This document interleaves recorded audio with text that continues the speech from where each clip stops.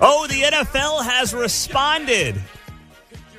And there are going to be woke tears all over Kansas City and all over the country. Good morning, 7:05 on a hump day Wednesday on KCMO. The NFL is saying it has no issue with the Donald Trump YMCA dance that is taking the NFL by storm.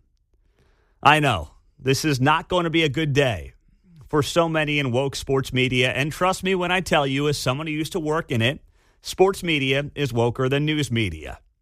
There is no balance. There is a semblance of balance in some cases in news media. It does not exist in sports media. This will be a bad day for many in sports media. They are waking up today and they are distraught at the idea of men on the field, men of all color, celebrating a big sack, a big touchdown with a Donald Trump YMCA shimmy. This is killing them deep down. They can't handle it. So the NFL had to put out an official statement on this. NFL spokesman Brian McCarthy told Front Office Sports yesterday, quote, "There is no issue with a celebratory dance such as what took place Sunday or the previous week. It's up to the networks to cover them as they see fit." This comes after multiple top players in the NFL celebrated big plays with the Donald Trump YMCA shimmy. Nick Bosa, San Francisco 49ers. You had Raiders tight end Brock Bowers, Titans wide receiver Calvin Ridley, Detroit Lions defenders Zadarius Smith and Malcolm Rodriguez. Those were three of the biggest players and biggest plays that went viral for their Trump shimmy celebrations. And these are guys who are white, black, and even Latino. Malcolm Rodriguez played at Oklahoma State. Watched him a lot as someone who used to live down there. So this is really killing the media. They may not say that because they realize the cat's out of the bag and there's nothing they can do and that people are done with their woke BS. It's a new world. Athletes are done. They're done trying to pretend they got to buy into Black Lives Matter propaganda. They're done pretending like they got to buy into whatever the media is selling them. The American people spoke, and they are getting more comfortable not being outwardly political, right? Like, I don't need them necessarily doing what Nick Bosa did a couple of weeks ago before the election, the San Francisco 49ers defensive end who came onto the field and did a photo bomb of a player in a post-game interview with a MAGA hat on. Like, I don't need that. But for a decade now, you were told that basically if you were right of center, you were told to sit down and shut your mouth. And if you were Colin Kaepernick and you said that you were the equivalent of a modern-day slave, getting paid millions of dollars to play a game, you were a hero. You got deals from Nike worth tens of millions of dollars. And if you wanted to keep your deals, if you were somebody who wanted to get future endorsements, well, you couldn't possibly be right of center or conservative. That was not allowed. Your handlers told you, hey, just stay out of it. Just keep your mouth shut.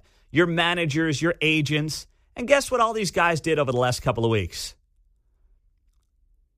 They told those big agents, they told those big managers who are mostly based in New York and LA to go screw themselves. And good for them. These were some of the bigger stars in the NFL. Okay, it's not Patrick Mahomes, it's not Travis Kelce. Although I think if Mahomes did the YMCA shimmy after a touchdown this week against the Panthers, I would just die and go to heaven. That would just be absolutely hysterical. Now, Kelce will never do the shimmy. Even if he wants to, he will never do the shimmy because then his girlfriend would dump his ass. So that won't happen. But when you get people like Nick Bosa, Calvin Ridley, you know, these are not like backup guys in the NFL. Brock Bowers, I don't know how he's doing this year. Is he was the rookie tight end out of Georgia, right, Mark? Or is he in his second year? Yeah, he's a rookie, and he leads tight ends in receiving, I believe. He was a beast at Georgia. You remember how good that guy was at Georgia? He was unreal. Oh, yeah. He's, I would say, going to be the best tight end in the NFL for the next decade. I mean, that's who he's shaping up to be for the Raiders. He's the only good thing they've got going out there in Vegas these days. But people are saying enough's enough. And they are comfortable to have their coming out party. And the NFL, to its credit, is saying, listen, we're not fining anybody for this. The fact that the NFL was even asked about this, that the NFL had to clarify this, it's not some offensive gesture. It's literally shimmying your arms back and forth. Although the Detroit Lions players, did you see what Malcolm Rodriguez did? They did the whole shimmy into the Trump golf swing, which he was doing on stage towards the end. There's several steps to it, actually. Yes, it's shimmy, golf swing, back to the shimmy. So they're fully embracing it. The golf swing's hilarious. You could tell the guys don't actually play golf by the way they kind of put their hands together and swung. But it was entertaining, if nothing else. So the NFL saying now TV networks are going to decide how this goes. Well, interestingly enough, CBS has been accused of editing out an NFL player's Donald Trump-inspired celebration dance. Yep, that's right. That's right. It's CBS. CBS has been accused of editing out the Donald Trump dance that came courtesy of Brock Bowers. So CBS did not include the post-touchdown celebration on a social media clip published after the game. Instead, it cut to Mark Davis, the Raiders owner, briefly raising his arms above his head with the caption, "Mark Davis loving the Brock Bowers touchdown." And fans are now accusing CBS of cutting the celebration to slight the president-elect. The edited NFL clip was first reported by the conservative sports publication Outkick, which said of CBS, maybe these people are just miserable liberals who hate Donald Trump and all things Donald Trump. And they hate conservative people enjoying the victory. And they especially hate it when some conservatives who play in the NFL celebrate like Donald Trump does. Oh, my gosh, I am here for it. I really am. Kevin in Overland Park, what about you, my man? Good morning. Hey, Pete.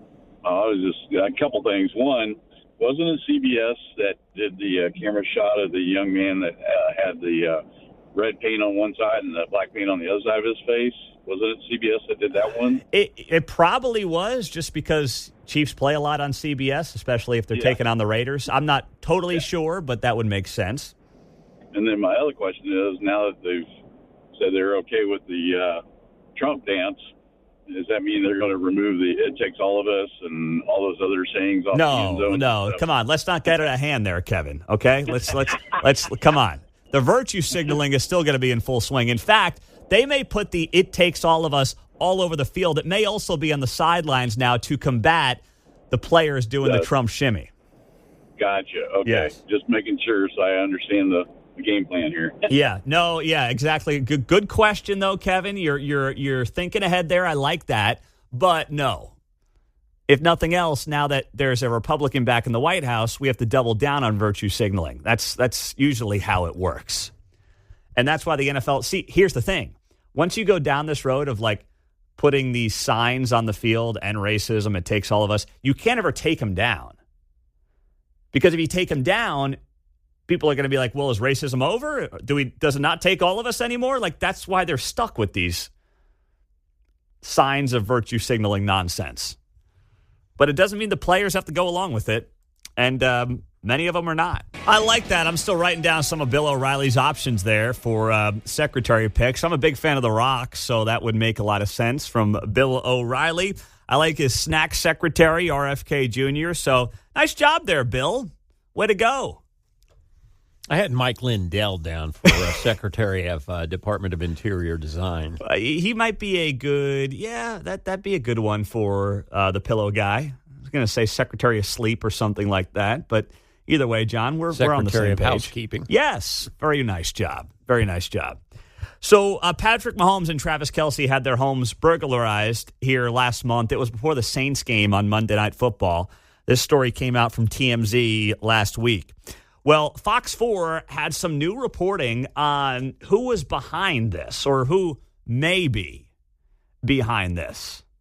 And take a listen to what they had to say and what they had to report on the potential group behind the burglarization of the Mahomes household and the Kelce household. Tonight, multiple sources tell us who the thieves in these hazmat-style suits are. Members of a South American crime ring. It doesn't surprise me at all, Malik.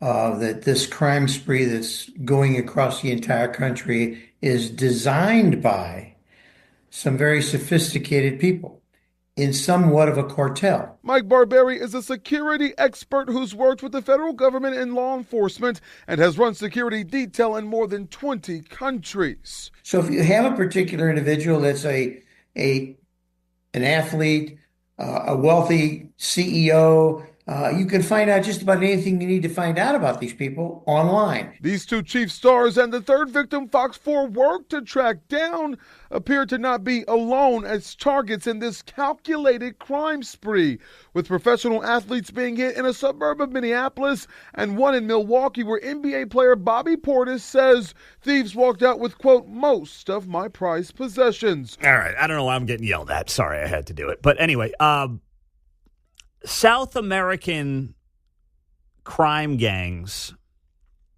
are the ones who are, according to Fox 4's reporting, allegedly behind these burglaries. Well, if that's the case, Brittany Mahomes might do a selfie in a MAGA hat today. I know she's been a little tepid on that front ever since she liked one of Donald Trump's Instagram posts. But hell, this is case in point right here. If you have South American criminal cartels who are the ones who are hitting Patrick Mahomes' home and Travis Kelce's home, this might even make Taylor Swift realize the mistakes in her endorsements going back to September. Because you know who's actually interested in admitting the problems that are out there right now? You know who's actually interested in doing something about these criminal gangs? It's not Joe Biden. Wasn't the former border czar and potential President Kamala Harris. It was Donald Trump. If there's ever going to be a wake-up call for some of these individuals, and I don't mean Mahomes and his wife Brittany, but I mean more so maybe Taylor Swift, you'd think this might be it. Like if you were to find out that, gosh, your home was burglarized and it's part of a hit job by a South American cartel, you might be like, gosh, maybe we do have a problem. Maybe even somebody like me in my little bubble with all the security in the world isn't necessarily safe. Maybe these individuals who are likely here illegally, I mean, South American crime rings are not people who usually are here on a visa. Maybe something should be done about this. I'm not sitting here telling you that conversation is happening inside of Taylor Swift's head today. I wish it were, but I'm not convinced that it is. But if anything's going to do it, wouldn't this maybe be it? Because nobody is safe. Whether it's Laken Riley, the poor girl who, of course, has a trial going on right now, who lost her life at the University of Georgia going for a run, allegedly at the hands of Jose Ibarra, who is standing trial right now, an illegal immigrant who got taxpayer-funded hotels and flights all over the country, and then ended up allegedly killing this poor young woman who went out for a run at the University of Georgia, or whether it's the home of Travis Kelce and Patrick Mahomes. Different people, different parts of the country, different walks of life, different bubbles, different socioeconomic levels. It doesn't matter. When you allow 12 million people to pour into your country over 4 years, you're not possibly in control of who's here, what their intentions are, and what their plans are. And now you have brazen, allegedly, according to Fox 4, criminal organizations from other parts of the world who are now targeting some of the most prominent people in our communities and in our culture, in our sports world. God forbid somebody was home, what might that have looked like? Now, the Leawood Police Department is saying in a statement that they will not comment on any open investigations. They say their agency follows up on all investigative leads, works closely with victims to solve open cases. The Leawood Police Department is dedicated to the public we serve and will work tirelessly to ensure the city of Leawood remains one of the safest cities in the state of Kansas. Congratulations. I get it. They're not going to go down that road right now. They don't want to get involved in the politics of it right now. But we can. And if this wouldn't open up the eyes of Taylor Swift, I don't know what would.